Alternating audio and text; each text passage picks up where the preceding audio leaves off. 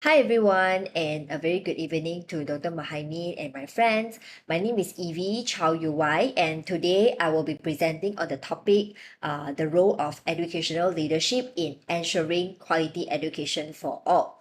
So in this presentation, I will discuss Sustainable Development Goal 4, also known as SDG 4, and how it relates to educational leadership and management. So I will share the current situation globally as well as in Malaysia, and also we'll discuss the key educational issue and explore several innovative practices that can help to improve educational quality. Right? So next. Okay, so first of all, what is SDG 4? So SDG 4 aimed to ensure inclusive and equitable quality education and promote lifelong learning opportunity for all the students. So I choose educational leadership because school leaders play a very important role in shaping the quality of education. They influence teaching quality, teacher development, school culture, and student outcome, and also the educational quality equity. So when we talk about quality education, it is not just only getting good grades, but it's also about the holistic development, including student social skill, emotional well-being, their intellectual, their cognitive growth, digital literacy, and lifelong learning skill. So therefore, educational leaders play an important role in creating an environment where students can develop in a balanced and a meaningful way. All right. So next. So, looking at the current situation and challenges globally, there has been significant progress in education over the years. So, there are more students uh, uh, are attending school, and access to education has improved worldwide. In fact, around 88% of children now complete their primary education. However, challenges still remain exist. Millions of children around the world still do not have the access to quality education. So many experience learning poverty. So meaning to say they attend school but they do not achieve basic learning outcome. In addition, educational opportunity are often affected by social economy, background, and creating inequalities among all the learners. These show that improving access alone is not enough. We must also focus on improving educational quality. Next, now look at Malaysia. So Malaysia has achieved near universal access to primary and lower secondary education, which is a very positive achievement.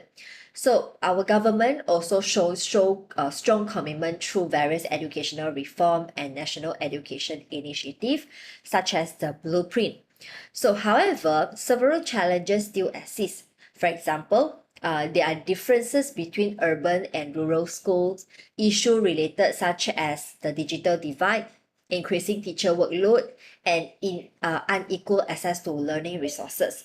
So because of these challenges, schools need leaders who can effectively manage change, support teachers, encourage innovation, and ensure the inclusive education for all the students.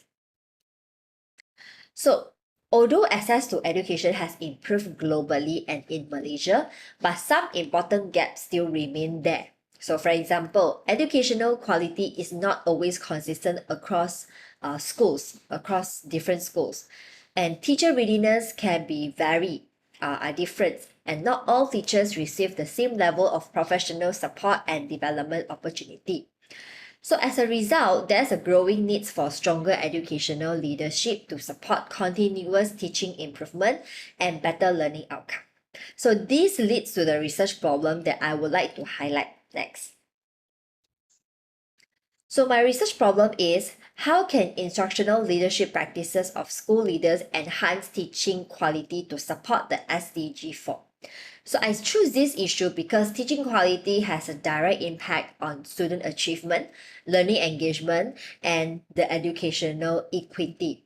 So when teaching quality improve, right, students benefit from better learning experience and better educational outcome. Therefore, understanding how school leaders can support teaching quality is very important, especially for achieving the SDG 4. Right, next. So why this issue is very important? First of all, improving teaching quality helps improve student learning outcome. Secondly, it can help reduce learning inequalities among different group of students. Thirdly, it strengthens teacher effectiveness and confidence in the classroom. So most importantly, improving teaching quality will contribute directly to inclusive education and support the achievement of SDG 4. So for this reason, this is an important issue for educational leaders to address. Right, so comes to the innovative practices, especially in instructional leadership. The first innovative practice is instructional leadership. School leaders can actively support teachers by conducting classroom observation, providing constructive feedback, mentoring teachers, and supporting their professional growth. So rather than just focusing on the administration work, leaders can become directly involved in teaching and learning improvement.